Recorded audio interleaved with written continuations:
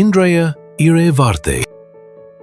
ஆண்டவருக்கு நன்றி செலுத்துங்கள், ஏனெனில் அவர் நல்லவர், என்றென்றும் உள்ளது அவரது பேரன்பு. சங்கீதம் 107. O give thanks to the Lord, for he is good, for his steadfast love endures forever. Psalm 107 verse 1.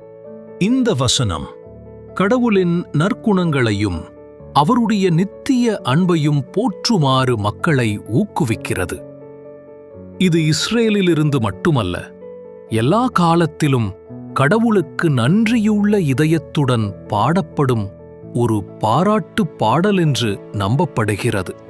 தினம்தோறும் இறைவனிடம் இணைந்திருக்க லைக் அண்ட் சப்ஸ்கிரைப்.